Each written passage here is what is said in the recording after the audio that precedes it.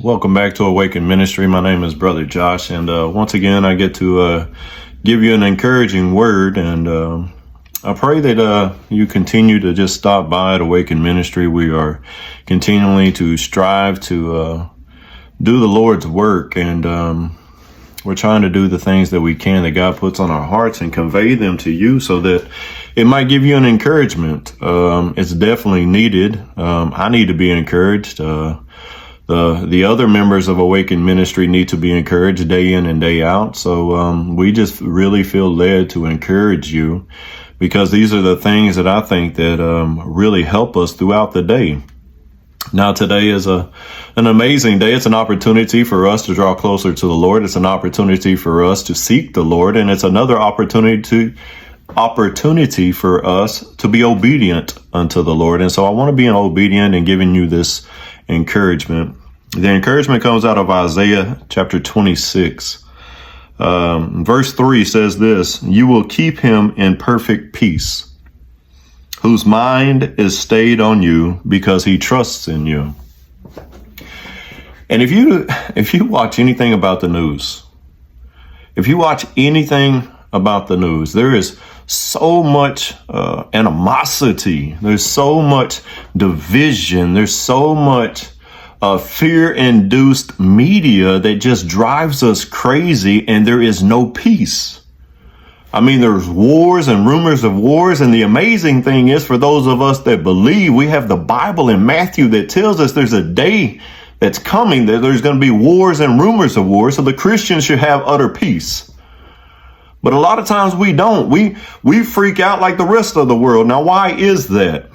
Well, according to Isaiah, he says, "I'll keep him in perfect peace, whose mind is stayed on me." Is your mind stayed on Christ? Is your mind a heavenly centered, or is it worldly centered?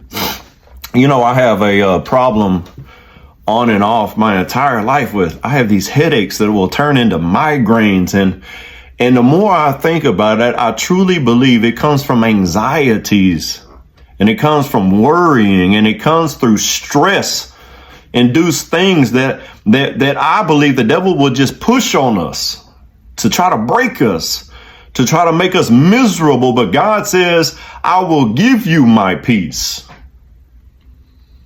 And not only will I give you my peace, I will give you perfect peace." Can you imagine perfect peace? Outside of what Revelation tells us about heaven, I don't think there's too many other places in the entire Bible where it speaks of a place of perfect peace.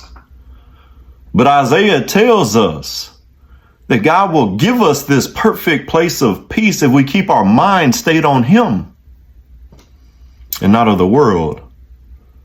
But just like everybody else, there's times that I hear of things and I don't take that thought captive and bring it into the obedience of Christ, like Paul tells us, and I allow it to run rampant through my mind, that I can go into turmoil, I can go into stress, I can go into frustration and anxiety and worries, to where it feels like I have a mountain on my back and my shoulders.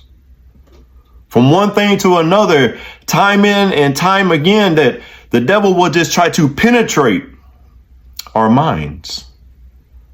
But Paul also tells us not to be conformed to the world, but be transformed by the renewal of the mind.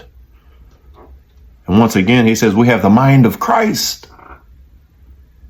So if we have all these understandings and we have all these teachings and we have all these biblical principles, why are we not walking with this perfect peace that God offers us day in and day out, moment by moment, second by second?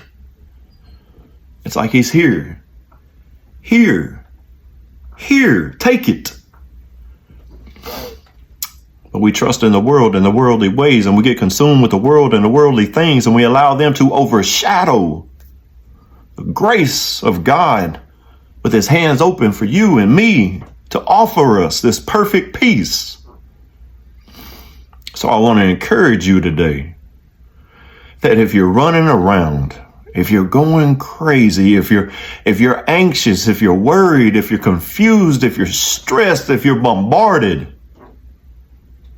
Know that God is offering you perfect peace, and you don't have to be this way. You don't have to live this way. You don't have to experience life like this anymore. But you have to keep your mind on Him, the author and finisher of your faith. I pray that this message lands on fertile ground and it's received and it's remembered day in and day out. Because ultimately, it's not the benefit of the perfect peace that I want you to receive. It's the reminder to keep your mind on Christ. God bless you.